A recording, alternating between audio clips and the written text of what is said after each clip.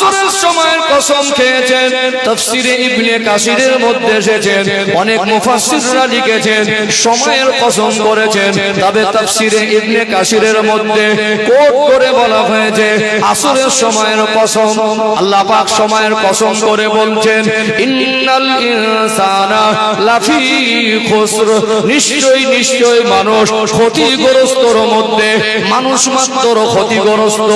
ইল্লাল্লাযীনা আমানু ওয়া আমিলুস সালিহাত ওয়া তাওয়াসাউ বিল হাক্কি ওয়া তাওয়াসাউ বিস সবর। আল্লাহ পাক বলেন তারা ব্যতীত মানুষ নিশ্চয়ই ক্ষতিগ্রস্তর মধ্যে, কিন্তু তারা ব্যতীত যারা ঈমান এনেছেন এবং নেক কাজ করেন। তার সাথে সাথে আল্লাহ দুটো বিষয় পৃথিবীর মানুষকে বললেন, একে অপরকে হক সত্যের তাগিদ করে, আর বিপদ মুসিবতের সময় মানুষকে ধৈর্য বা সবরের তাগিদ করে। আল্লাহর কোরআনুল কারীমে সূরাতুল আসরের মধ্যে আল্লাহ কসম করে বলছেন, কোন বিষয়ে আল্লাহ কসম করা মানে পৃথিবীর মানুষকে আল্লাহ গুরুত্ব বোঝাতে চাইছেন। কি বোঝাতে চাইছেন? কসম করে বলা মানে আল্লাহ কসম যদি নাও করেন, প্রত্যেকটা আল্লাহর কথা আমাদের কাছে গুরুত্বপূর্ণ।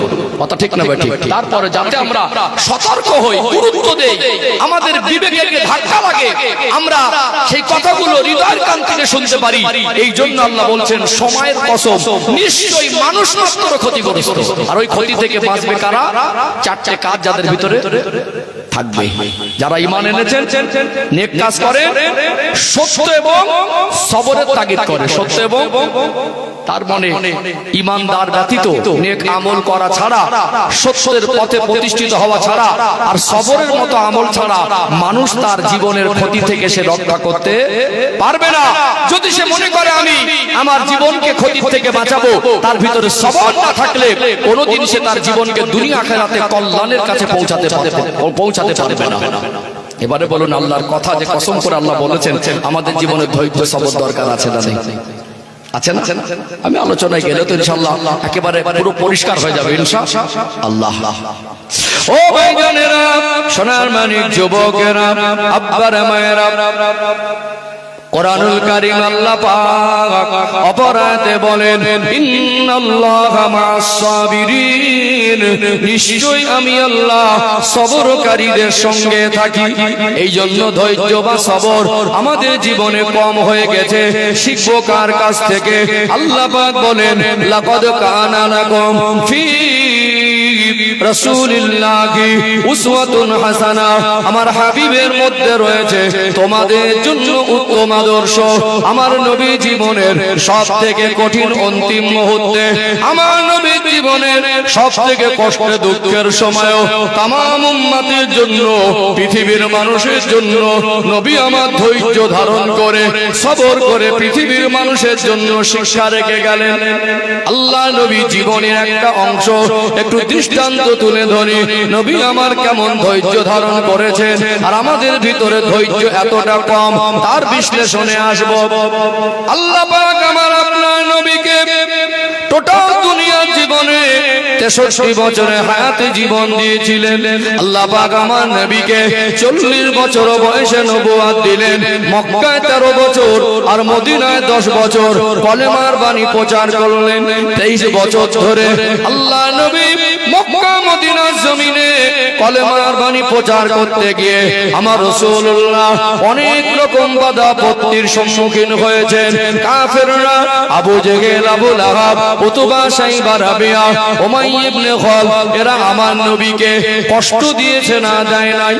আল্লাহ নবী জীবনে সবথেকে দুটো কষ্টের মুহূর্ত, একটা হলো তায়েফের জমিনে, আর একটা হলো উহুদের প্রান্তরে।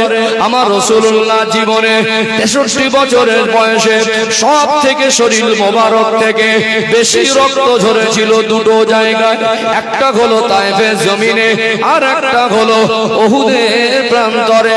আল্লাহ নবীর ওই জীবনে সবথেকে কঠিন সময়, কষ্টের সময় সবর করেছেন আর শিক্ষা দিলেন। একটু আপনাদের তুলে ধরি। আমার রাসূলুল্লাহর 63 বছরের জীবনে একটা বছর ছিল সবথেকে দুঃখের আর শোকের বছর। মাঝে মাঝে কোন কোন বছর আমাদের জীবন থেকে কঠিন ভাবে পার হয়। আমাদের জীবন থেকে বিভিন্ন রকম ফিতনা, বিভিন্ন রকম মুসিবত, বিভিন্ন রকম প্রাকৃতিক দুর্যোগ, কখনো গজব আকারে, কখনো কোনো মানুষের ষড়যন্ত্রের শিকার হয়ে ক্ষতিগ্রস্ত হয়ে আমাদের জীবনে মাঝে মাঝে কঠিন সময় আসে না? আসে না? এখন এক নতুন ফিতনা, সেটা হলো SIR। মানুষকে চিন্তিত করে পেরেশান করে রেখেছে। কিছু মানুষ হয়তো অসচেতন ছিল, তারা এই দেশের নাগরিক, কিন্তু পেপার কাগজগুলো, ডকুমেন্টস গুলো গুছিয়ে রাখেনি বলে আজকে তাদের বিপদটা একটু বেড়ে গেল। কথা মনে বুঝতে পারছেন না? যতই বাংলাদেশি আর ঘুষ মিডিয়া ধরার চেষ্টা করো, আমি এই দেশের নাগরিক, অবশ্যই এই দেশকে আমি ভালোবাসি, মনে রাখতে হবে। তারপরেও সবাইকে ধরতে পারবে বলে মনে হয়? সবাইকে ধরতে পারবে বলে আমার তো মনে হয় না। অর্থাৎ সম্মানিত ভাইরা, এখানে আমরা একে অপরের পাশে দাঁড়াবো। কেউ যদি ভেঙে পড়ে তাকে সহযোগিতা করব, তাকে সান্ত্বনা দেব, তাকে সাহস যোগাবো। অন্তত যখনই বিপদ মুসিবত আসুক, আমরা মানুষকে ভয় না দেখিয়ে, আতঙ্কে না ফেলে দিয়ে আমরা তার পাশে গিয়ে দাঁড়াবো। যতটুকু আমাদের দ্বারা সম্ভব হয় ভাই হিসেবে ভাইকে সাহায্য করব ইনশাআল্লাহ। তো মাঝে মাঝে আমাদের জীবনে কঠিন সময় আসে না? আসে তো। আল্লাহ নবীর এই 63 বছরের জীবনের মধ্যে 50তম বছর ছিল নবীর জীবনে সবথেকে কষ্টের আর শোকের বছর। চলুন এখানে একটা দৃষ্টান্ত তুলে ধরে। ও ভাইজানেরা, মালদা জেলার সোনার মানিক যুবকেরা, আব্বার মায়েরা, আমার রাসূলুল্লাহর বয়স যখন 50 বছর, ওই 50তম বছরে একই বছরের মধ্যে কয়েক দিনের ব্যবধানে আল্লাহ নবীর দুজন কাছের মানুষ আল্লাহর ডাকে সাড়া দিয়ে দুনিয়া ছেড়ে বিদায় নিলেন। এই দুজনা ছিলেন আল্লাহ নবীর জীবনের বড় গুরুত্বপূর্ণ ব্যক্তি। একজন হলেন তামাম উম্মাতের মা, উম্মাহাতুল মুমিনিন আম্মা জান হযরতে খাদিজাতুল কুবরা রাদিয়াল্লাহু আনহা। আর একজন হলেন আল্লাহ নবীর চাচা আবু তালেব। এই দুজনা ছিলেন আল্লাহ নবীর জীবনের গুরুত্বপূর্ণ ব্যক্তি।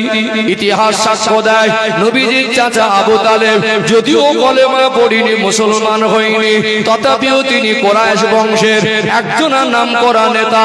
তার ধার ভাত ছিল। আল্লাহ নবীকে কাফেররা দুশমনি করলো, আমার রাসূলুল্লাহকে সব সময় সাহারা দিতেন। আমার নবীকে বলতেন, ও ভাতিজা মুহাম্মদ সাল্লাল্লাহু আলাইহি ওয়াসাল্লাম, আমার গায়ে এক ফোঁটা রক্ত থাকতে তোমার উপরে আঘাত আসতে দেব না। চতুর্দিকে যখন বাহ্যিক দুশমনে ভরা, সেই সময় গিয়ে সাহায্য করা, সাহস যোগানো, এটা কি বড় উপকার নয়?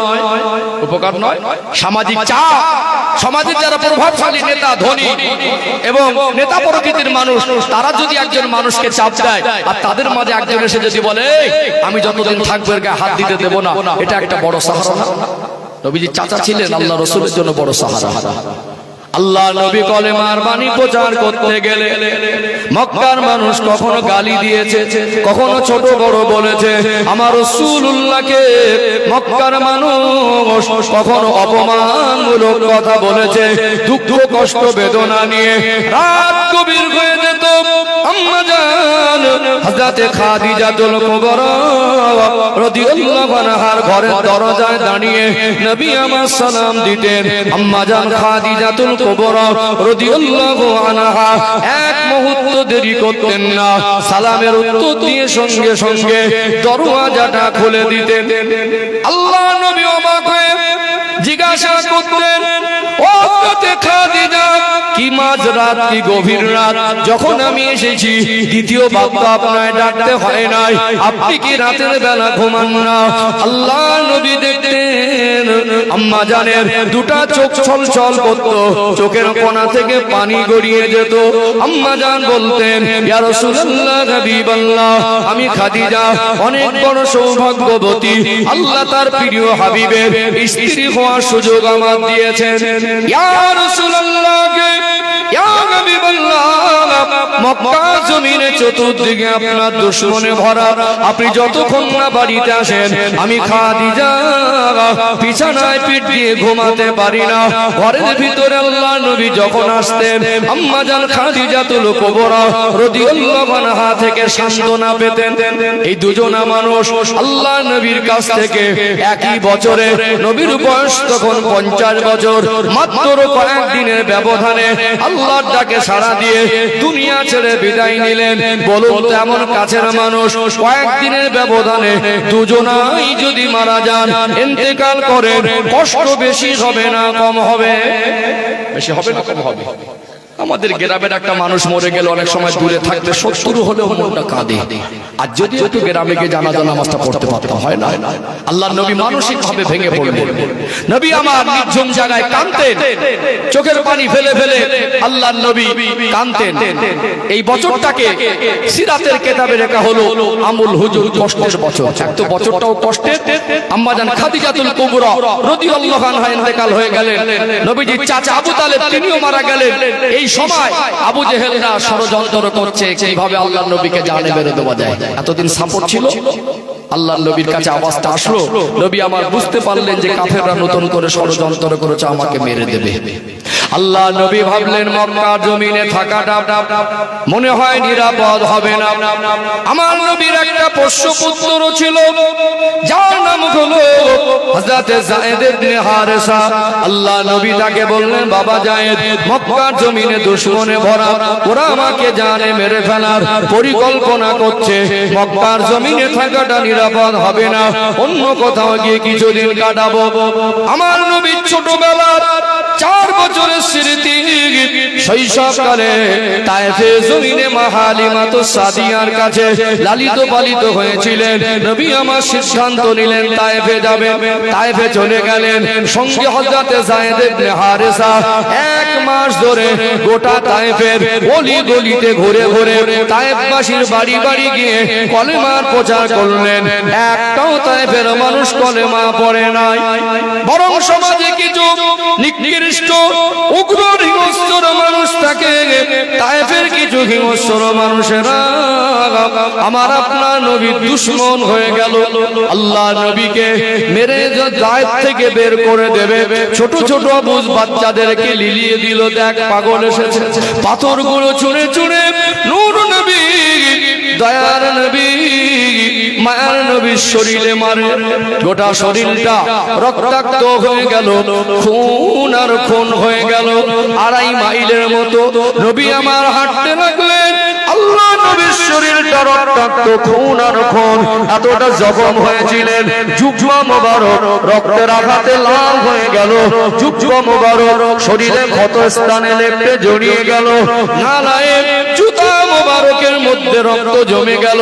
আল্লাহ নবী হুজুর আমার আর দাঁড়াবার মতো ক্ষমতা নাই, আর হাঁটবার মতো ক্ষমতা নাই।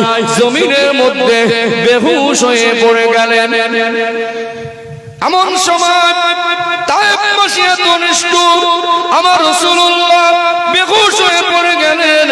তায়েফবাসীর মনে মায়া হয় না, আমার রাসূলুল্লাহর ওই পূর্ণিমার চাঁদের মতো চমকানো চেহারা দেখে তাদের মন গলে না। ওই অবস্থায় পাথর মারে। এমন সময় তারা মনে করলো হয়তোবা নবী আমার ইন্তেকাল করেছেন। তারা যখন চলে গেল, হযরত যায়েদ ইবনে হারেসা রাদিয়াল্লাহু আনহু অনেক কষ্ট করে আমার আপনার নবীকে কোলে উঠিয়ে পাশে একটা আঙুর বাগানের মধ্যে একটু নির্ঝুম জায়গা, একটু আড়াল জায়গা আশ্রয় নিলেন। আল্লাহ রাসূলের নূরানি মাথা মুবারক হযরত যায়েদ ইবনে হারেসা রাদিয়াল্লাহু আনহুর কোলের উপরে তিনি কাঁদতে লাগলেন। আল্লাহ পাক আমার রাসূলকে আপনি হুশ মুবারক এনায়েত করেন। মধুর সুরে ডাকে, ইয়া রাসূলুল্লাহ, ইয়া হাবিবাল্লাহ, আমি যায়েদ ছাড়া আর আপনি ছাড়া কেউ নাই। হুজুর যারা আপনার মেরেছে তারা সব চলে গিয়েছে। আপনার এই কষ্ট আমি যায়েদ ইবনে হারেসা আর সহ্য করতে পারছি না। হুজুর আপনি একটু চোখ মোবারক খোলেন। আল্লাহ নবী হুঁশ হারিয়ে আছেন, আর থাকতে না পেরে মাথা না ঝুঁকে দিয়ে আমার রাসূলুল্লাহ কপাল মোবারকে চুমা দিতে লাগলেন। আল্লাহ নারাজ হয়ে গেলেন, আল্লাহ পাক নাখোশ হয়ে গেলেন। জিবরাইল আমিন আলাইহিস সালামকে ডেকে বলেন, ও হযরতে জিবরাইল, আপনি চলে যান তায়েফের জমিনে, গজবের ফারিস্তাদের নিয়ে যান। আমার হাবিবকে তায়েফবাসী এত কষ্ট দেয়, একবার যদি আমার প্রিয় হাবিব, আমার দোস্ত, আমার রাসূল যদি বলেন তায়েফবাসীকে ধ্বংস করে দেন, আল্লাহ পাক আমার আপনার নবী হুঁশ মোবারক এনায়েত করলেন। আল্লাহ নবীর নূরের চোখ থেকে পানি গড়িয়ে যায়। নবী আমার বলে, বাবা যায় কোথায় আছি বাবা, যারা আমাদের মেরেছিল তারা কোথায়? হযরত যায়েদ ইবনে হারেসা তার হাত দিয়ে আমার রাসূলুল্লাহ নূরের চোখের পানি মুছে দেয়।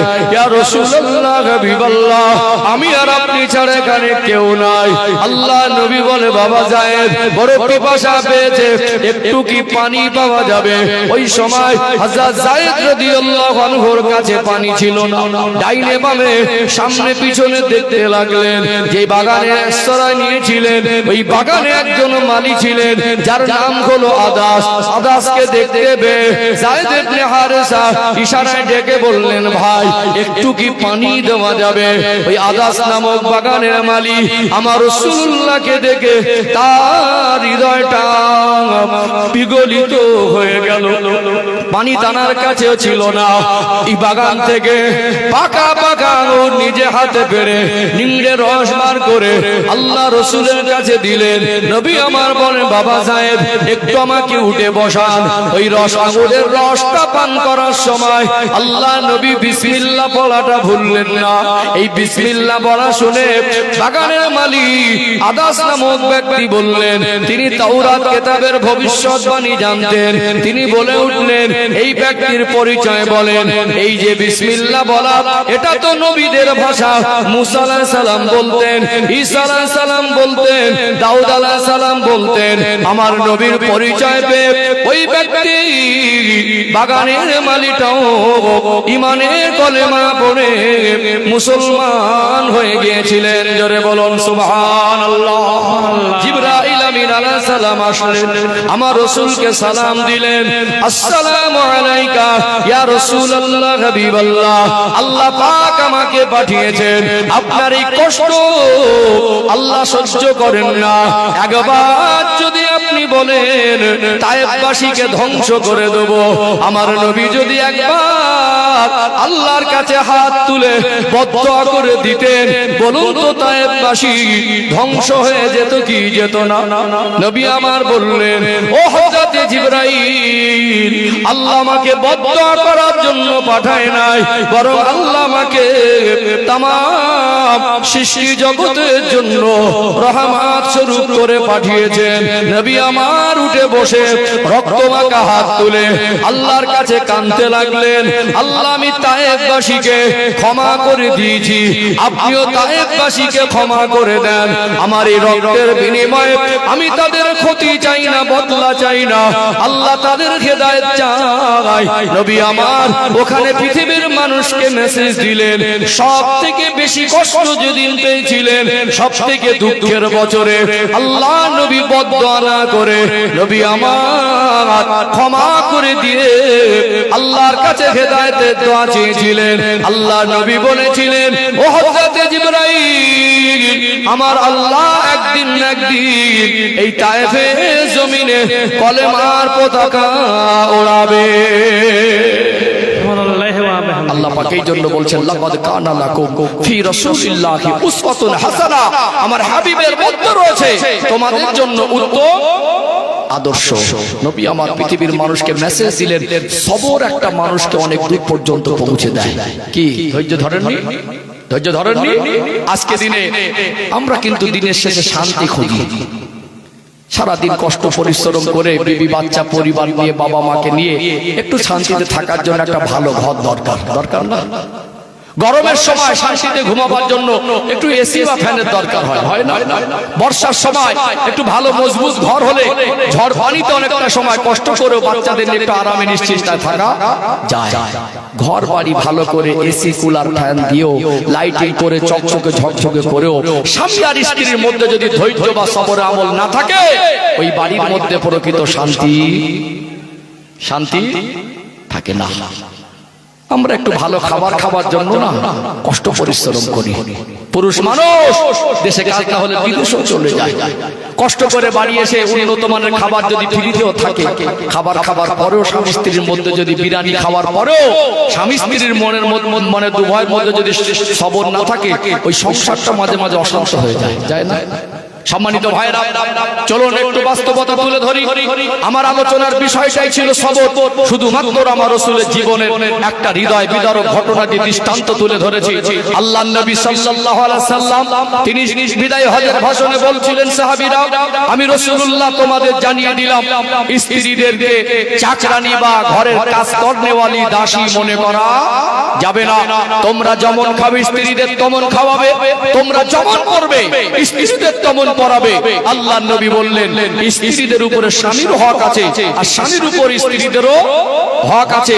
অর্থাৎ পৃথিবীর মানুষকে নবী আমার মেসেজ দিলেন, স্ত্রীদেরকে নিয়ে এক বালিশে ঘুমাতে হয়, এক পাত্রে খেতে হয়। আল্লাহর নবী নুরানি হাত দিয়ে স্ত্রীদের মুখে খাবার উঠিয়ে দেওয়াটা সুন্নাত আমল শিখিয়েছেন। জোরে বলুন। আজকে বলুন, আমাদের এই সাংসারিক জীবনটা কতটা অশান্ত, কোথায় আমাদের ভুল? একটা মানুষ দেখবেন, পুরুষ মানুষ, তার মাথায় সংসারের বোঝা। কিসের বোঝা? কিসের বোঝা? আল্লাহ পুরুষ মানুষকে এমন ভাবে বানিয়েছেন, খুশি মনে নিজেই সংসারের বোঝাটা মাথায় উঠিয়ে নেয়। বাবা, একটা সময় মৌত তো সকলের হবে, কুল্লু নাফসিন যায়িকাতুল মাউত, মৌতের স্বাদ সবাইকে গ্রহণ করতে হবে। ফাইদা জাআ আজালুহু লা ইস্তাখিরুনা সাআতাও ওয়া লা ইস্তাকদিমুন, ইন্তেকালের সময় হয়ে গেলে সামান্য যাত্রা টাইম আগে পিছে করা হয় না। বাবা মারা যাবার পরে বড় ছেলেটা সংসারটা ঘাড়ে নেয় না? সংসারের বোঝা, এই সংসার চালাতে গিয়ে অনেক সময় ঋণের বোঝা ঘাড়ে চাপে না, ধার দেনা হয় না। অনেক সময় ব্যবসা করতে গিয়ে লস হয় না। অনেক সময় কাজ করার পরে সমাজে কিছু অপদার্থ ব্যক্তি আছে, আল্লাহ তাদের ক্ষমতা দিয়েছে, তারপরে এদের অভ্যাস এত খারাপ, এদের ভিতরটা এত নোংরা, এদের ভিতরটা এত ভয়ঙ্কর, এত কঠোর মন, একটা মানুষকে কাজ করিয়ে পাওনা টাকার জন্য ঘোরায়। এরকম কিছু জঘন্য প্রকৃতির মানুষ আছে না? আছে না? নেই? হয়তো টাকা দিয়ে বাবার ঔষধ কিনবে, হয়তো ছোট ছোট বাচ্চাগুলোকে ভালো মানুষ করার জন্য একটা প্রাইভেট দিয়েছে, বারবার আব্বাকে বলছে, আব্বা মাস শেষ হয়ে গেছে, 60 টাকা চাচ্ছে। বলে না, কথা দিয়েছে 2 দিন পরে দেবো, 3 দিন পরে দেবো। আপনি টাইম মতো টাকাটা দিচ্ছেন না বলে তার অন্যের কাছে কথার খেলাফ হয়ে যাচ্ছে। হয়তো বিপদে পড়ে টাকা ধার চেয়েছিল, ভাই 500 টাকা দে, এই সপ্তাহে কাজ করে পেমেন্ট পেলে বৃহস্পতিবারে তোকে দিয়ে দেবো। বলে না, আল্লাহ আপনাকে সম্পদ দিয়েছে, ক্ষমতা দিয়েছে, টাকা দিয়েছে। কিছু মানুষের এত জঘন্য চরিত্র, এত মন মানসিকতা খারাপ, তাদের ভিতরে এত হিংস্র একটা রূপ, মানুষ পাওনা টাকা চাইতে আসলে উল্টো রূপে যায়, এই দেবো না কি করবি? আল্লাহর নবী সাল্লাল্লাহু আলাইহি সাল্লাম বলছেন যে মজদুরের গায়ের ঘাম শুকাবার আগে তার পাওনাটা মিটিয়ে দাও, তার হক, তার প্রাপ্য। আপনি কেন তাকে আটকে রেখেছেন? আল্লাহ যদি আপনাকে ক্ষমতা দেয়, 70 বারো যদি হজ করেন, 70,000 যদি মসজিদও বানিয়ে দেন, পরিশ্রম করে কাজ করে পাওনাদারের টাকা বাঁধিয়ে রাখলে ওটা আল্লাহর কাছে মাফ হবে না। অনেক সময় পেমেন্ট আটকে যায়, মাথা একটা টেনশন চেপে যায় না? চাষ করলেন কষ্ট পরিশ্রম করে, ফসল একটু খারাপ হলো, লস হয় না? তাহলে পুরুষ মানুষের মাথায় অনেকটা টেনশন, ওই কষ্ট পরিশ্রম করে তার গায়ের ঘাম নিংড়ালে পরিস্থিতি থেকে আসে। বাড়িতে আসবার পরে স্ত্রীদের তো উচিত স্বামীর সামনে একটু হাসি মুখ দিয়ে হাজির হওয়া, স্ত্রীদের তো উচিত স্বামীকে একটু 1 গ্লাস পানি দেওয়া, স্বামীর সঙ্গে একটু ভালো আচরণ করা। আমাদের কিছু কিছু মা বোন আছে, কষ্ট পরিশ্রম করে স্বামী বাড়ি আসলে স্বামীর সঙ্গে একটু হাসি মুখে ভালো আচরণটুকু করে না। আমাদের মায়েরা পারে না তা না, দেখবেন এখন তো সব আপডেট, মার্কেটিং করতে যায় মেয়েরা, স্বামী এনে দিলে পছন্দ হয় না। যেখানে ভালো জামা কাপড় পরে, সাজসজ্জা করে, মেকআপ করে একজন মা একটা ভালো কোন বস্ত্রালয়ের দোকানে গিয়ে কেনাকাটা করছে, একাধিক জামা কাপড় দেখছে বা কিছু দেখছে, সেখানে আরো 10 জন 20 জন খরিদ্দার থাকে না? বিশেষ করে ঈদের আগে বা কোনো মানে বিভিন্ন রকম আমাদের সামাজিক যে অনুষ্ঠানগুলো হয় তার আগে একটা বাজারে ভিড় থাকে, সেখানে গিয়ে আমার মায়েরা এত নম্র ভদ্র আচরণ করে, এত মিষ্টি মিষ্টি কথা বলে, পাশের 10 জন খরিদ্দার দাঁড়িয়ে বুঝবে এই মাটা খুব জ্ঞানী মা, এই মেয়েটা খুব সম্ভ্রান্ত পরিবারের, এনার ভিতরে অনেক শিক্ষা আছে, খুব ভালো। অথচ ওই মেয়েটা যখন বাড়িতে থাকে, স্বামীর উপরে যখন মনে লেগে থাকে, স্বামীর সঙ্গে এমন আচরণ করে, মাঝে মাঝে বিষাক্ত সাপের থেকে ভয়ঙ্কর রূপ ধারণ করে। কষ্ট পাচ্ছেন নাকি? কষ্ট পাচ্ছেন? তাহলে আপনার স্বামী আপনার মুখে হাসি ফোটানোর জন্য, আপনার বাচ্চাদের একটু হাসি শান্তিতে রাখার জন্য, বাবা মা পরিবারকে ভালোভাবে রাখার জন্য কখনো পরিশ্রম করে 4 ঘন্টা 5 ঘন্টা মাঠে, কখনো অন্য জায়গায়, কখনো পরিশ্রম করে টাকা চেয়েছে দেয়নি, পেমেন্ট হয়নি, কখনো ব্যবসায় লস, কখনো ঋণের বোঝা মাথায়। পুরুষ মানুষ একটু টেনশনে থাকে, বাড়িতে আসলো চাল নেই তো চালটা নেই দিল, বাড়িতে আসলো ডাল নেই, ডালটা নেই দিল। তারপরেও বলবো, যদি বাইরের কোনো রাগ টেনশন, বাইরের কোনো আপনার মাথায় কোনো মানসিক চাপ, সেটা স্ত্রীদের উপরে উগরে দেওয়া, স্ত্রীর উপরে প্রয়োগ করা, এটা ইসলামের শিক্ষা নয়। বাড়িতে এসে আপনার রাগটা সব স্ত্রীকে ঝাড়বেন, গালি দেবেন, এটা ইসলামের শিক্ষা নয়। আমি কোনো স্বামীকে সাপোর্ট করছি না, আমি এইটুকু বলি, স্ত্রীদের গালাগালি দেওয়া যাবে না। তারপরে কিছু মানুষের ধৈর্য কম, বাইরের রাগ টেনশন এসে সব স্ত্রীদের উগরে দেয়, আছে না নেই? গালাগালি যখন শুরু করে দম লাই, সে তো একটা মানুষ। আপনি স্বামী হয়ে স্ত্রীকে যদি আব্বা তুলে, মা তুলে, বংশ তুলে, খানদান তুলে, গোষ্ঠী তুলে সবসময় নোংরা ভাষায় গালাগালি করেন, তারও তো একটা ধৈর্যের ব্যাপার আছে। আপনি হয়তো বাইরে রাগ টেনশন ধৈর্য ধরতে পারলেন না, রাগটা উগরালেন স্ত্রীর উপরে, কোন একটা রাগ তার উপরে প্রয়োগ করলেন, গালাগালি দিলেন বা চড়া হলেন। যদি স্বামী তো ভুল করেছে, ভুলকে ভুল বলতে হবে, কিন্তু স্ত্রী যদি সহ্য করতে, ঝগড়াটার হতো একটু হাহুদার না, ঝগড়া হতো যে স্বামী কষ্ট করে এসেছে, যদি স্বামী অন্যায় ভাবে আমাকে বলে, আমি রাতের বেলা পরে বলবো, আপনি সবসময় আমাকে এরকম করেন কেন? আমি তো মানুষ, আপনি সবসময় আমাকে গালি দেন কেন? বলা যায় না। কিন্তু অনেক সময় কি হয়, কিছু কিছু মায়েদের বদ অভ্যাস হলো মুখে মুখে তর্ক করা, মারাত্মক ভাবে তর্ক করে। স্বামী হয়তো আমার টেনশনে, স্বামীর মেজাজটা বুঝলো না, স্বামী যদিও গাল দেয়, আমি সাপোর্ট করছি, এটা অন্যায়, তারপরে যদি স্ত্রী সহ্য করতো, আমার স্বামী কত পরিশ্রম করে, কত ভালো রাখার জন্য তার চেষ্টা। আজকে দুটো কথা হয়তো বলেছে, সহ্য করে নিলে ঝামেলা হতো না। স্বামী স্ত্রী এক জায়গায় জীবন যাপন করতে গেলে কখনো ভুল বোঝাবুঝি, কখনো খুনসুটি, কখনো ঝগড়া হতেই পারে, সেটা 4 দেওয়ালের মধ্যে থাকবে। এখন আমাদের ধৈর্য কম বলে 4 দেওয়ালের মধ্যে আছেন, 48 দেওয়াল পর্যন্ত চলে গেছে। একটু হাহুদান না, তুমুল ঝগড়া বাড়িতে।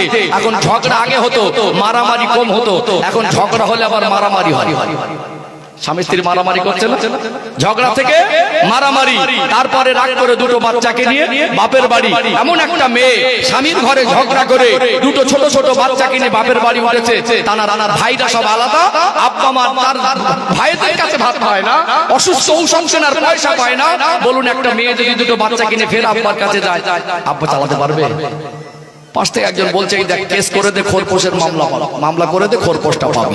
দিল কারোর চক্রান্তে পড়ে একটা মামলা তুলে স্বামীর নামে, স্বামীর সঙ্গে 4 বছর মামলা চলে, এখন ডিভোর্স হয়ে গেল। বলুন তো কারণ কি? ধৈর্য কম বলে। কি কম বলে? কি কম বলে? মানুষ গালাগালি কখন দেয়? ধৈর্য হারা হয়ে রেগে গিয়ে।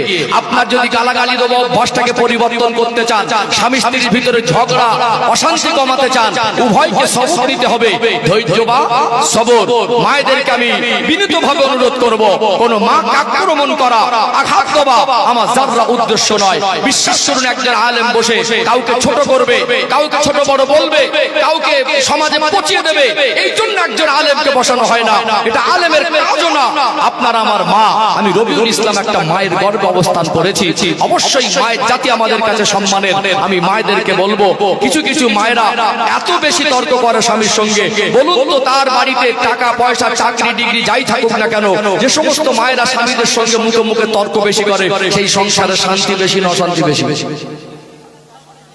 অশান্তি বেশি না? তাহলে কি করতে হবে? ধৈর্য ধরতে হবে। কি করতে হবে? ধৈর্য ধরতে হবে। এই ধৈর্য না ধরলে মানুষ ক্ষতি হয় না? কি ক্ষতি হয়? শুধুমাত্র ভুল বোঝাবুঝি থেকে গালাগালি, মারামারি, বাপের বাড়ি, কেসকাবারি, ছাড়াছাড়ি, ফলাফল তো হিসাব করলেন না, হিসাবটা করে দেবো। হ্যাঁ, আলোচনাকে অসুবিধা হচ্ছে নাকি? না, ফলাফলটা হিসাব করে দেবো। প্রথমে যে দুজনের গার্জেনদের একটা সম্মান গেল, ছাড়াছাড়ি হলে গার্জেনদের সম্মান যায় না? বাপ হিসাবে বাজারে দাঁড়ালে বলে তো ছেলেটার নাকি বললাম ভাবলাম স্ত্রী সংসার করবে না বলে চলে গিয়েছে, একটা অশান্তি হয়, মানে খারাপ লাগে না? কেউ যদি বলে তোর মেয়েটা নাকি সংসার করবে না বলে চলে এসেছে, কি হলো বলতো, নাকি ছাড় হয়ে গেছে, নাকি ডিভোর্স হয়ে গেছে, আপনার বাবা হিসাবে শুনতে খারাপ লাগবে না? বড় ভাই হিসাবে শুনতে খারাপ লাগবে না? এই মান সম্মানটুকু নষ্ট হয়। দ্বিতীয়ত, একটা নিষ্পাপ নিরপরাধ বাচ্চা যাদের কোনো দোষ নেই, সে বাবার কাছে থাক আর মার কাছে থাক, এদের জীবনে একটা যন্ত্রণার অপশন তৈরি হয়। এই নিরপরাধ বাচ্চার উপরে এর ইফেক্টটা পড়ে। আর কি হয়? সারা জীবনের জন্য কলঙ্কিত হয়ে গেলেন। যদি আপনি মনে করেন যে স্বভাব পাল্টাবো না, ধৈর্য সবরে আমল করব না, যদি দ্বিতীয়বার ওই মেয়েটা আর এক জায়গায় বিবাহ করে, এই স্বভাব যদি তর্ক করা না পাল্টায়, ধৈর্য সবরে আমল না হয়, ওই সংসারে গিয়ে সংসার টিকবে? এই ছেলেটা যদি স্বভাব না পাল্টা আর একটা বিয়ে করলে কি সংসার টিকবে? আগে অভ্যাসটা পাল্টাতে। অনেক সময় কি হয়, আমরা ক্ষতিগ্রস্ত হয়ে তারপরে দ্বিতীয় বিবাহ করার পরে শুধরাই। আগে শুধরে নিলে তো সোনার সংসারটা নষ্ট হতো না, মান সম্মান নষ্ট হতো না, সারা জীবনের জন্য কলঙ্কিত হতে হতো না। নিষ্পাপ ছোট ছোট বাচ্চা বাবা মা যৌথ আদরে যেভাবে মানুষ হয়ে প্রতিষ্ঠিত হতো, একটা মানুষ মা মেয়েটাকে বা ছেলেটাকে নিয়ে গেল, এখন যদি ওই ছেলে বা মেয়ে অন্যের ঘরে সে বিবাহ করে, সে কি সহজে মেনে নেবে? আর এই ছেলেটা যদি বিবাহ করে, একটা সৎ মা হিসাবে তার নিজের সন্তানের মতো করে কি সেইভাবে দেখতে পারে? এই জন্য আমাদের ধৈর্য সবরে আমল দরকার আছে না নেই? আল্লাহ পাক বলছেন, পৃথিবীর মানুষকে সান্ত্বনা দিচ্ছেন, ইন্নাল্লাহা মা'আস সাবিরিন, তোমরা যদি ধৈর্য ধারণ করো মুসিবতের সময়, বিপদের সময়, কষ্টের সময়, আমি আল্লাহ তোমাদের সঙ্গে থাকবো। জোরে বলুন, আমল করবো ইনশাআল্লাহ, আমল করবো ইনশাআল্লাহ। আমার কিছু বাবাজি আছেন এখন গালি দেন, আমি আপনাদেরকে বা এইখানে যারা আছে তাদেরকে বলছি না, কেন গালি দেবেন? এখন তো হাতে তসবিহ থাকবে, এখন তো হাতে তসবিহ থাকবে। 5 ওয়াক্ত নামাজের পরে আপনি 20 বার করে ইস্তিগফার পড়বেন। কবার করে? 20 বার করে, 100 বার দিলে হবে ইনশাআল্লাহ। এই যে যাদের কাছে বসলে অন্যের পিছনে কাটি মারে, পরচর্চা করে, পরনিন্দা করে, অন্যের কথা অন্যের ঘাড়ে চাপিয়ে দেয়, এদের পাশ থেকে বন্ধুত্ব সরিয়ে ভালো মানুষের সোহবতে ওঠা বসা করবেন। মসজিদে নামাজ হয়ে গেলে নিয়ত করবেন আজকে রাসূলের শানে 100 বার দরুদ পড়ে ঘুমাবো। আমার কিছু বাবাজি আছে এখন বয়স হয়ে গেছে, ওইভাবে গালাগালি দেয়, এমনি মনে শরীর কমজোর, গালাগালির সময় শরীরের ভোল্টেজ আবার বেড়ে যায়। রাগ কম বলে না বেশি বলে? মসজিদের ব্যাপার তো আল্লাহর ঘর, আমি অনেক গুরুত্বপূর্ণ আলোচনা আনবো ইনশাআল্লাহ। যে কটা কথা বলবো একদম বাস্তবতার সঙ্গে মিল রেখে কোরআন হাদিসের রেফারেন্স সহ ইনশাআল্লাহ আমাদের জীবন পরিবর্তনের রাস্তা বলবো। এই যেহেতু মসজিদের একটা দানের ব্যাপার আছে, আমি অনুরোধ করব, আমার পূর্বে যিনি আলোচনা করছিলেন সম্মানিত ভাই বলছিলেন, মান বানা লিল্লাহি মাসজিদান বানাল্লাহু লাহু বাইতান ফিল জান্নাহ। আল্লাহর নবী সাল্লাল্লাহু আলাইহি সাল্লাম বলছেন, যে ব্যক্তি দুনিয়া একটা মসজিদ বানালো, আল্লাহ পাক তার জন্য স্পেশাল করে আল্লাহর ঘরে, আল্লাহর জান্নাতের মধ্যে একটা তাকে ঘর বানিয়ে দেবে। অর্থাৎ অনেক ভাইরা মায়ের এসেছেন, এই যে আমার ভাইরা কমিটি ভাইরা যারা রুমাল নিয়ে চাদর নিয়ে আপনাদের খেদমতে গেছেন, বিসমিল্লাহ বলে পকেটে হাত দেন, হাত দিয়ে আপনার পকেট থেকে 100 200 500 দিয়ে শরীক হয়ে যান। আর আমি শেষে আপনাদের কাছ থেকে একটু কালেকশন নেব ইনশাআল্লাহ। চলো আরেকটু আলোচনা আগে বাড়ি, আর একটু পরিষ্কার হবে ইনশাআল্লাহ। তাহলে দাম্পত্য জীবনে প্রকৃত শান্তি পেতে গেলে বলুন ধৈর্য সবরের দরকার আছে না নেই? আছে না? গালাগালি কমে যাবে, মারামারি কমে যাবে, ঝগড়া কমে যাবে, মহব্বতটাও বেড়ে যাবে ইনশাআল্লাহ। ক্ষতি থেকে বেঁচে যাব ইনশাআল্লাহ। আল্লাহ আমাদের ধৈর্য বা সবরের মতো আমল করার তৌফিক দান করেন, বলেন আল্লাহুম্মা আমিন। ও ভাইজানেরা, সোনার মানিক যুবকেরা, আব্বারা মায়েরা, আমি একটু রেফারেন্স সহ কথা বলে বাস্তব চলুন, যেহেতু স্বামী স্ত্রীর কথা বলছিলাম, আর একটু ছোট করে একটু পয়েন্ট তুলে ধরে আল্লাহ দয়াময় পৃথিবীর মানুষকে স্বামী স্ত্রীর সম্পর্ক বোঝাচ্ছেন। হুন্না লিবাসুল লাকুম ওয়া আনতুম লিবাসুল লাহুন। আল্লাহ পাক বলেন স্বামী স্ত্রীর পোশাক স্বরূপ, আর স্ত্রী হলো স্বামীর পোশাক স্বরূপ। আল্লাহর কথাগুলো কত দামি। কোরআনুল কারীমের আয়াত নিয়ে যদি গবেষণা করা যায়, সঠিক ব্যাখ্যা খোঁজা যায়, পৃথিবীর মানুষ যত বেশি ব্যাখ্যা খুঁজবে তত বেশি অবাক হবে। দুনিয়াতে বর্তমান সময়ে সোনা বা ডায়মন্ড এমন একটা ধাতু, এগুলো অনেক উন্নত মানের ধাতু, এর দাম অনেক বেশি না কম?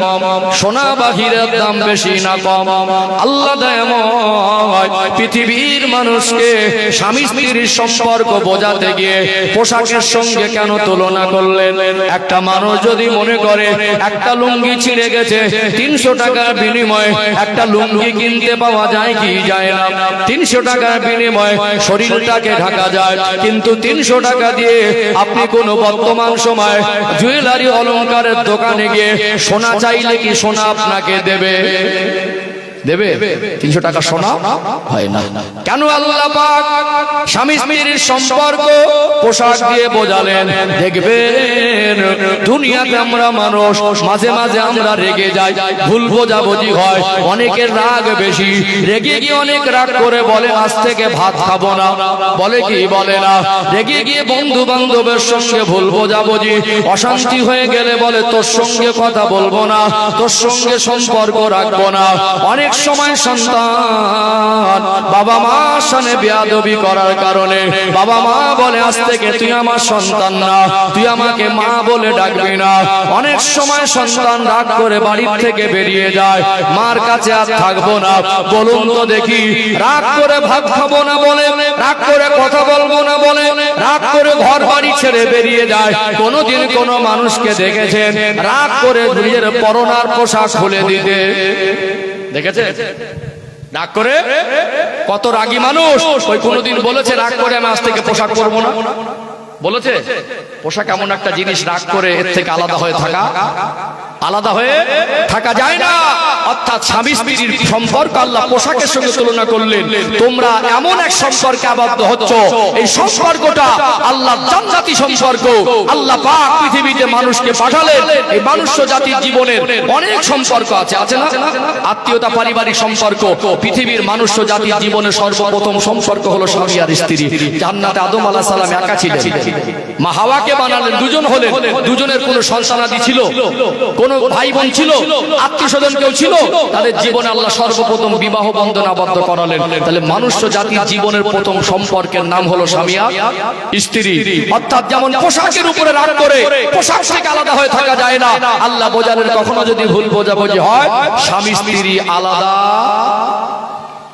আলাদা হয়ে গিয়ে তোমাদের জীবনের চরিত্রের পবিত্রতা, তোমাদের যৌবন জীবনের পবিত্রতা বজায় রাখা সম্ভব নয়।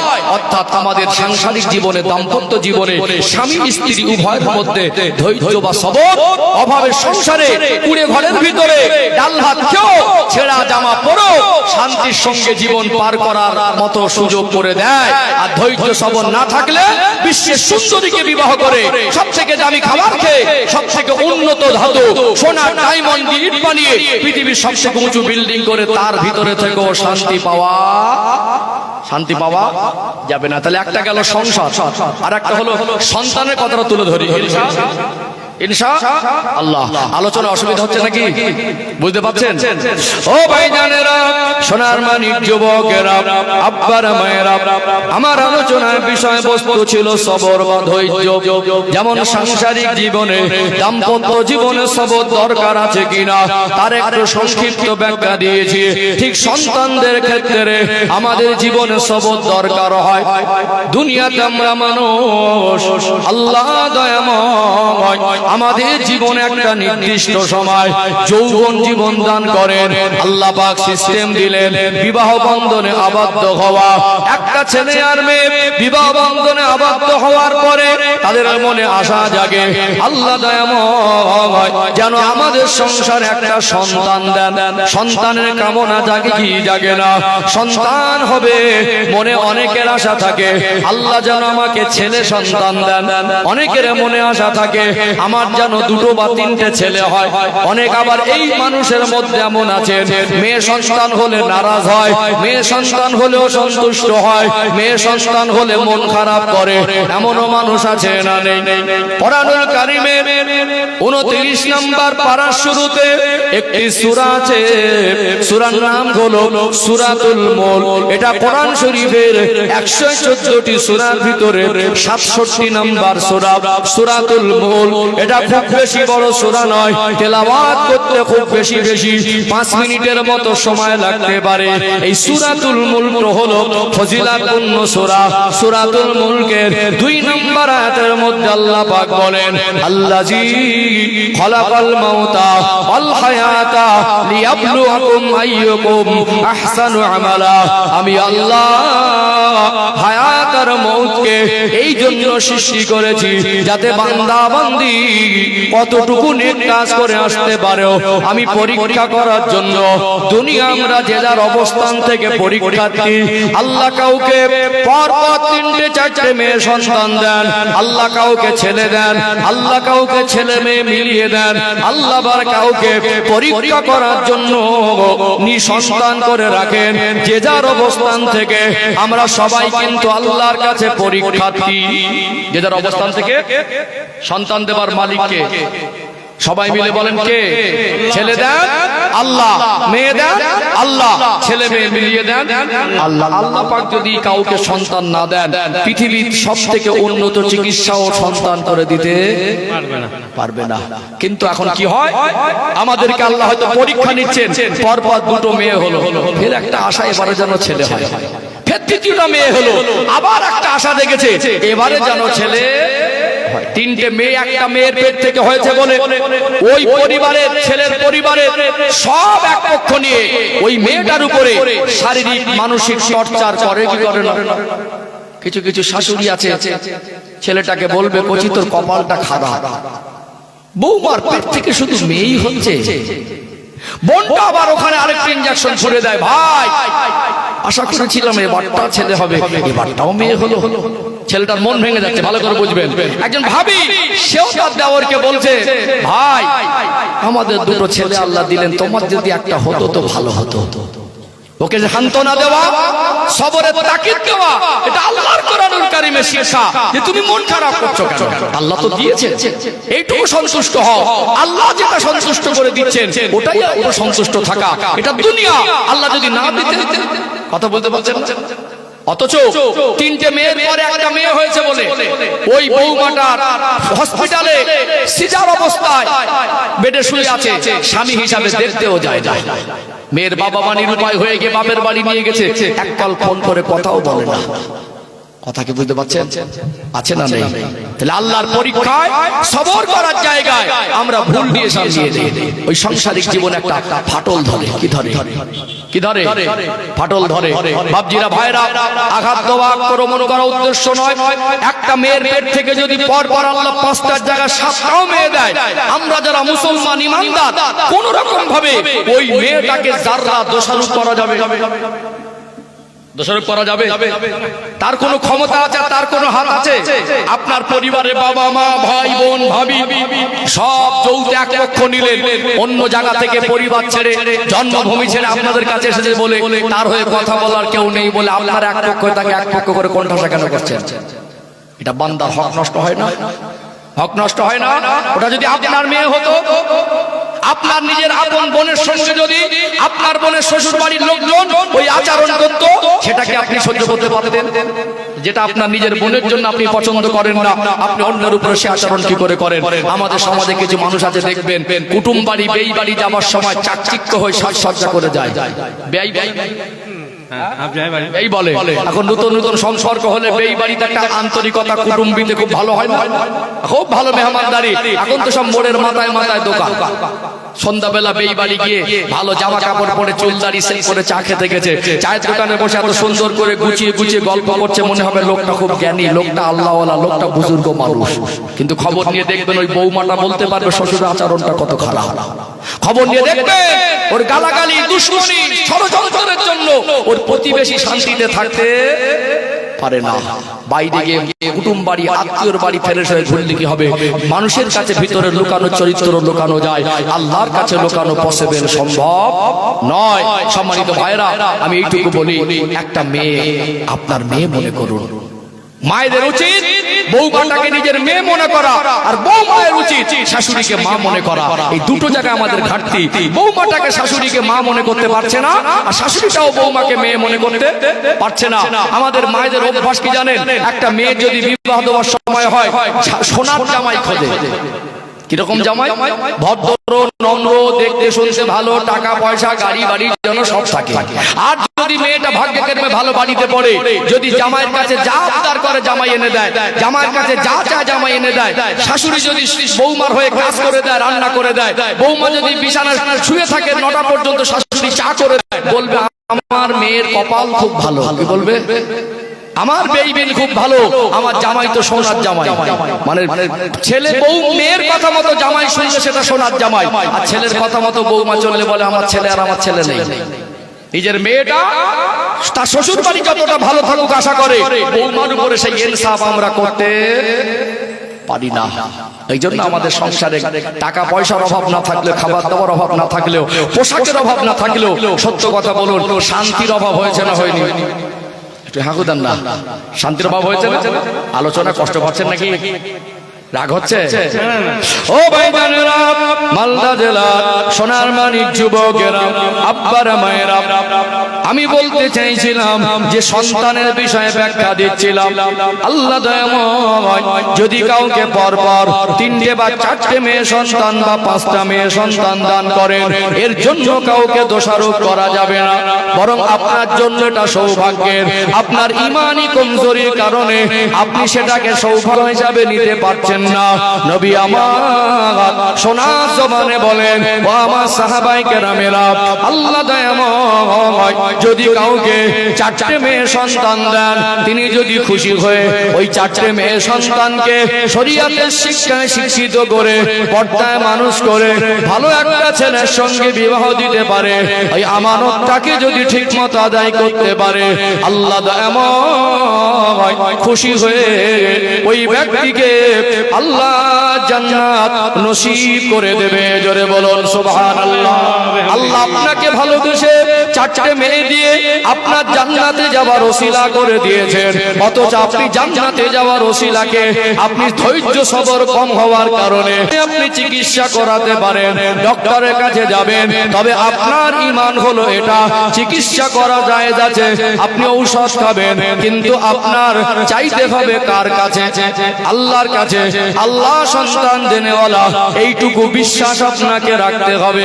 কিন্তু আজকে দিনে দেখা যায় একটা মানুষ বিবাহ বন্ধনে আবদ্ধের পরে সন্তান হয় না, চিকিৎসা করছে, একটা সময় গিয়ে ধৈর্য হারা হয়ে গিয়ে শিরকের পথ বেছে নেয়।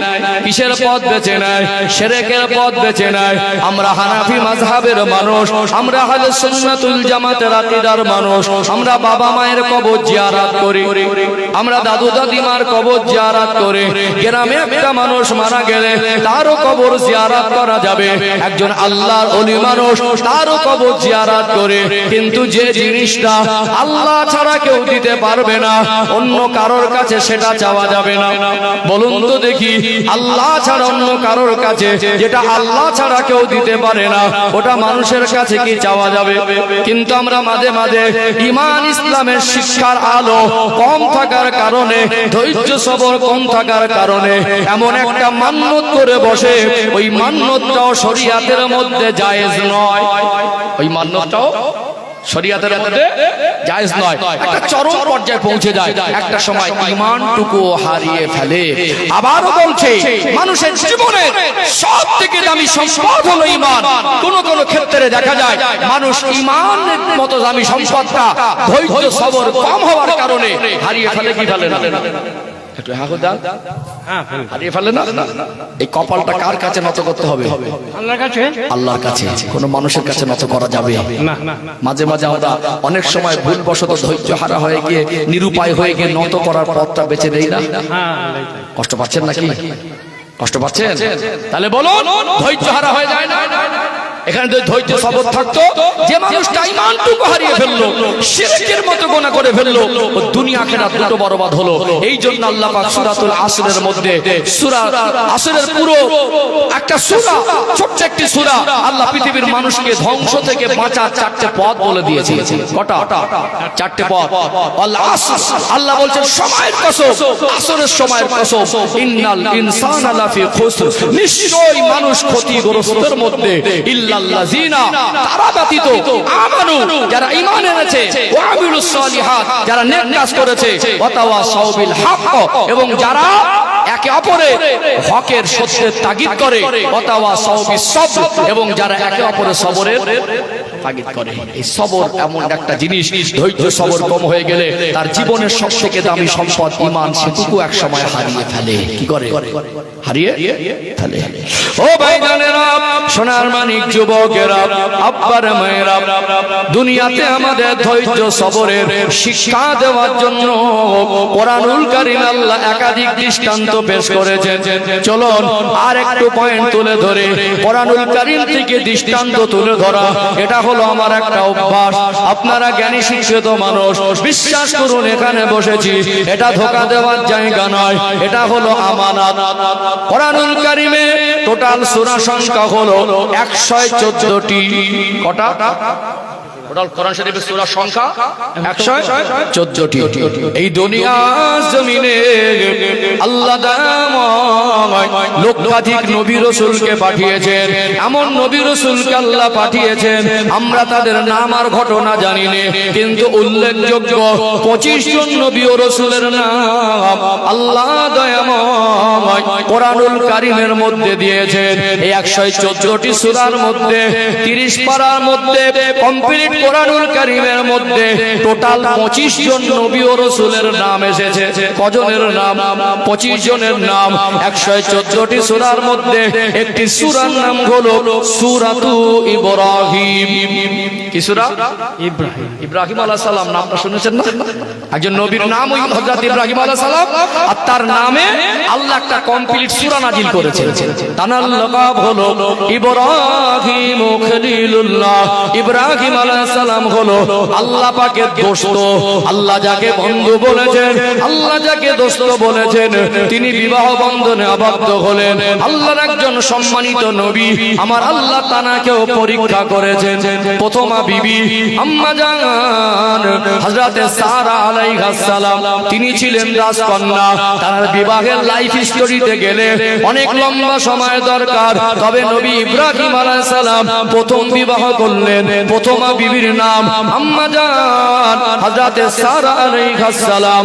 দাম্পত্য জীবনের শুরু হলো, দাম্পত্য জীবন অতিবাহিত হচ্ছে, কিন্তু নবী পরিবারে আল্লাহ সন্তান দিতে দেরি করছেন। ওই সময় স্বামী আর স্ত্রী একে অপরের আলোচনা করেন। প্রথমা বিবি আম্মা জান হযরত সারা আলাইহিস সালাম বলছেন, আল্লাহ পাকের সম্মানিত নবী, আল্লাহ আপনাকে বন্ধু বলেছেন, আমাদের পরিবারে তো সন্তান নাই, আল্লাহ তো আমাদেরকে এখনো সন্তান দেয় নাই। যদি নবী পরিবারে আল্লাহ একটা সন্তান দিতেন কতই না ভালো লাগতো। আপনি প্রয়োজনে আর একটা বিবাহ করেন। কে বলছেন? প্রথমা বিবি।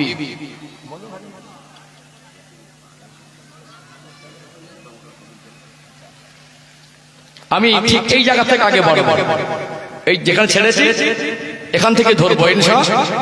আল্লাহ যে প্রথমা বিবি পরামর্শ দিচ্ছে, একদম কোরআনুল কারীমের আয়াত তুলে রেফারেন্স দেবো ইনশাআল্লাহ। আল্লাহ প্রথমা বিবি পরামর্শ দিচ্ছেন, আপনি তো আল্লাহর নবী, আর একটা নবী পরিবারে যদি আল্লাহ সন্তান দেন কতই না সৌন্দর্য পরিবারের, কতই না ভালো হতো। আমাদের সংসারে একটা সন্তান থাকবে না, হয়তো বা আল্লাহ দেরি করছেন, দিচ্ছেন না, তো প্রয়োজনে আপনি আর একটা বিবাহ করেন। প্রথম তুমি পরামর্শ দিচ্ছেন, এরপরে গুরুত্বপূর্ণ পাঠগুলো আসবে ইনশাআল্লাহ। তো মসজিদের একটা উন্নতি কল্পে জলসা হলো, জলসাটা হলো আর উন্নতিটা হলো না, একটা ঘাটতি থেকে যাবে না? কি মনে হয় ঘাটতি থেকে যাবে না? যদি সব দিকটা বজায় থাকে তাহলে ভালো লাগবে ইনশাআল্লাহ। মাহফিলটাও সফলভাবে পরিপূর্ণ হবে, সাথে সাথে মসজিদের উন্নতিটাও হবে। তাহলে আমাদেরকে আল্লাহও ভালোবাসবে ইনশাআল্লাহ। প্রয়োজনে আমি বলি যে যদি মসজিদের একান্ত সেরকম কাজ থাকে, এক বছর জলসা না দিলেও কিছু হবে না, কিন্তু আল্লাহর ঘর সবাই মিলে যদি মেরামত আমার ঠিক না করি, আমরা আমাদের যে যার ঘর নিয়ে ব্যস্ত, বলুন আল্লাহর ঘর সবাই মিলে একটা ঘরকে মেরামত করা আমাদের কাছে কি কঠিন লাগার কথা? কঠিন লাগার কথা নয়। এক একটা মানুষ সারা জীবনের 40 বছর 30 বছরের মেহনতে একটা ঘর বানাচ্ছে, আর সারা গ্রামবাসী মিলে একটা ঘরকে ঠিক করতে পারবো না ইনশাআল্লাহ? বলেন ইনশাআল্লাহ।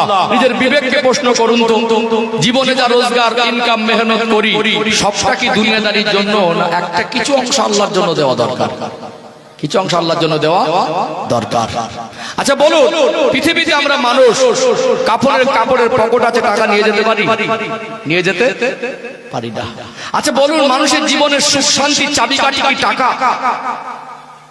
টাকা রয়েছে, ভালো খাবার রয়েছে, খাবার মতো সেই সিচুয়েশন নেই। ডাক্তার বলছে খেলেই অসুস্থ হবে। যাদের হাই সুগার, হ্যাঁ ডায়াবেটিসের যারা পেশেন্ট, এমন খাবার লোভ লালসা লাগলেও সামনে থাকলেও খেতে পারে না।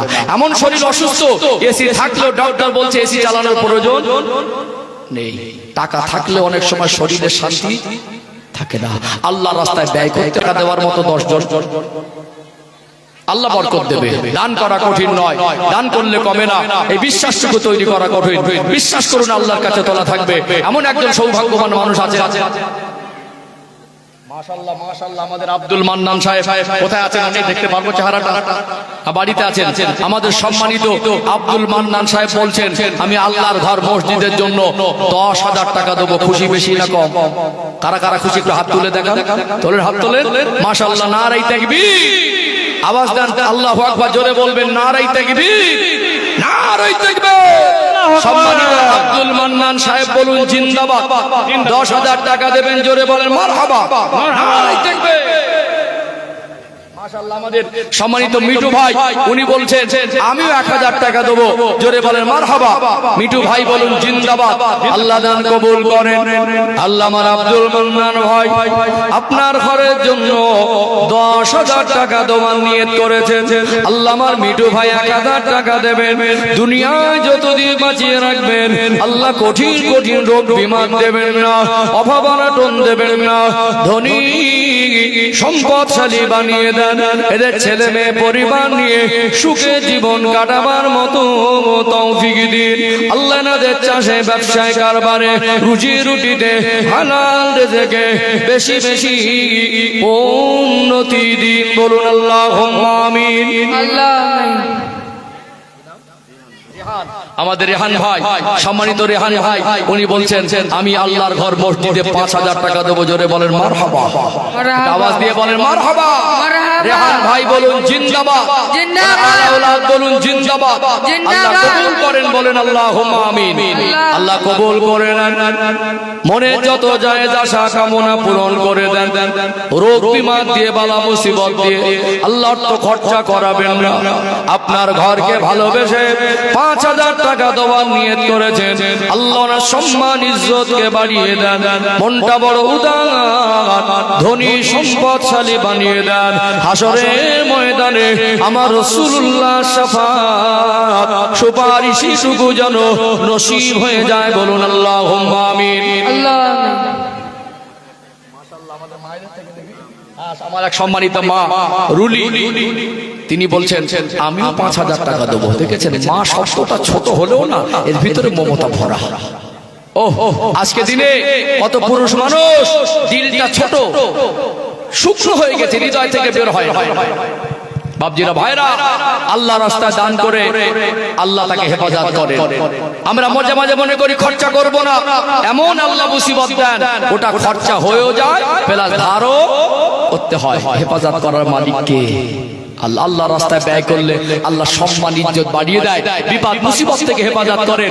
একটা বাচ্চার জ্বর হলো তো ডক্টরের কাছে গেলে, একটা এমবিবিএস ডক্টর দেখাতে গেলে আপনার জ্বরের জন্য 500 টাকা বা 300 টাকা ফিস, আবার ব্লাড টেস্ট, আবার একবার যাও, আবার ঔষধ কেনো, আরেকবার ডক্টর ফিস 1,500 টাকা। আল্লাহর ঘরে দিলে আখেরাত হলো, আর আল্লাহ রোগ বিমার থেকে হেফাজত করলো। এই জন্য মন ছোট করলে হবে না। আমার এই সম্মানিতা মা, উনি বলছেন আমি 5,000 টাকা দেবো। জোরে বলেন মারহাবা। দাতাগণ বলুন জিন্দাবাদ। আল্লাহ কবুল করেন, বলেন আল্লাহুম্মা আমিন। আল্লাহ কবুল করেন। আমার এই সম্মানিতা মায়ের কপালটাকে সুখের কপাল করে দেন। আল্লাহ তাআলা পরিবারের সবাইকে নিয়ে হেসে খেলে শান্তি জীবন কাটাবার মতো তৌফিক দিন। যতদিন বাঁচিয়ে রাখবেন, রোগ বিমার দেবেন না, কঠিন মুসিবত দেবেন না। তারা আত্মীয় স্বজন, বাবা মা, আপনজন, রক্তের সম্পর্কের মানুষ যারা বেঁচে আছেন তাদের হায়াতে বরকত দেন। যারা দুনিয়া ছেড়ে চলে গেলেন তাদের কবরে সাফ পৌঁছে দেন। তাদের অন্ধকার কবরকে বেহেশতি নূর দিয়ে আলোকিত করে দিন। বলুন আল্লাহুম্মা আমিন। মাশাআল্লাহ, মাশাআল্লাহ, অনেক সুন্দর পরিবেশ। আমি এই ইসমাইলপুর গ্রামের মানুষের ভালোবাসা ভুলতে পারবো না। আলহামদুলিল্লাহ, আমার ভাইরা আপনারা আমাকে অনেক বেশি ভালোবাসেন। গোপালপুর দান ইসলাম আমাদের পাশেই মনে হয় গোপালপুর, গোপালপুরে বাড়ি, তারপরে দানেশালী। দেখেন এই ইসমাইলপুরের মানুষকে ভালোবাসে। পাশের পাড়া থেকে, পাশের গ্রাম থেকে মানুষ যদি সেই গ্রামে মসজিদের উন্নয়নে টাকা দেয়, তো গ্রামবাসী হিসাবে দেওয়ার হকটা বেশি না কম? হ্যাঁ, হকটা বেশি না? অনেক মানুষ মন থেকে বের করছেন না, আল্লাহর ঘরে বের করতে হয়, এটা হক। একটা মসজিদ কেউ কম কেউ বেশি। সানোয়ার নামে মায়ের মাগফিরাতের জন্য 500 টাকা দিলেন আমাদের দানেশালী ভাই, তিনি 500 টাকা দিলেন। আল্লাহ কবুল করেন, বলেন আল্লাহুম্মা আমিন। আল্লাহ রাস্তাঘাটে চলে বিপদ আপদ থেকে আল্লাহ হেফাজত করেন। ছেলে মেয়ে পরিবার নিয়ে সুখের জীবন কাটাবার তৌফিক দান করেন, আল্লাহুম্মা আমিন।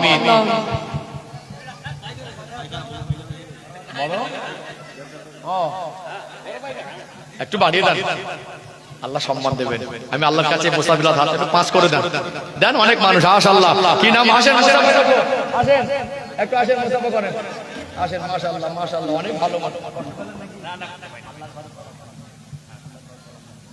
কি নাম আমার ভাই? হাসান আলী। ও, নামটাও তো প্যারা, নামটাও প্যারা। আল্লাহর নবী তাওহীদের কলিজার টুকরা, तमाम জান্নাতি নওজোয়ান তরুণ যুবকদের সরদার হযরত ইমাম হাসান, হযরত ইমাম হোসেন রাদিয়াল্লাহু আনহুমা। নামটাও সুন্দর রেখেছে। আমাদের এক মা সম্মানিতা রাবি, তিনি স্বামীর মাগফিরাতের জন্য 1000 টাকা দিলেন। আর আমাদের সম্মানিত হাসান আলী ভাই, উনি বলছেন আমি 5000 টাকা দেবো। তাকবীর দেন না, নারে তাকবীর, একটু আওয়াজ দেন, নারে তাকবীর। দাতাগণ, ইসমাইলপুর গ্রামবাসী বৃন্দ, আল্লাহ কবুল করেন, বলেন আল্লাহুম্মা আমিন। আল্লাহ আপনি কবুল করেন। আমার হাসান আলী ভাইয়ের ব্যবসায় বরকত দেবেন। আল্লাহ মনটা বড় উদার, ওনাকে অর্থ সম্পদ দিয়ে সমাজে ধনিক হিসাবে প্রতিষ্ঠিত করে দেন। আপনার ঘরকে ভালোবেসে আল্লাহ আজকে যত দিচ্ছে, আপনি যদি আরো সম্পদের মালিক বানিয়ে দেন, আগামী দিন ইসলামের উপকার হবে। ছেলে মেয়ে পরিবার নিয়ে সুখে জীবন কাটাবার তৌফিক দেন। আল্লাহ শত্রু দুশমনের হাত থেকে হেফাজত করে। দুনিয়ার আসমানে বালা, জমিনে বালা, জিন্নাতে বালা হইতে হেফাজত করেন। যে যা নিয়ত করে দিচ্ছেন, সকলের মনের নিয়তকে কবুল ও মঞ্জুর করে নিন। বলুন আল্লাহুম্মা আমিন। মাশাআল্লাহ, মাশাআল্লাহ। কি ভাই দেখেন, এটা নসিব। অনেক মানুষ আছেন সবাইকে কিন্তু ডাক পড়ে না, বুঝলেন? হ্যাঁ, অনেক মানুষ আছেন সবাইকে কিন্তু ডাকবে না এখান থেকে। আচ্ছা, পুরো করে দেন, আল্লাহ বরকত দেবেন। একটা বছর কষ্ট হবে, না খেয়ে তো থাকতে হবে না। আল্লাহ চায় তো জীবনে একটা ভালো কাজ আল্লাহ করিয়ে দিচ্ছেন, এটা তো নসিব। মকসুদ আলী ভাই, রিপন ভাই, আমার রিপন ভাই, উনি বলছেন আমিও 5000 টাকা দেবো। মাশাআল্লাহ, একটা আওয়াজ দেন তো, নারে তাকবীর, একটা আওয়াজ দেন, নারে তাকবীর, আল্লাহু আকবার, নারে রিসালাত। আমাদের রিপন ভাই বলুন জিন্দাবাদ।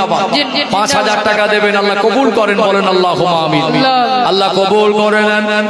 মুসাফির হালাত এতগুলো মানুষের নিয়ে হাত তুলেছে, আল্লাহ মসজিদের জন্য দান করছে।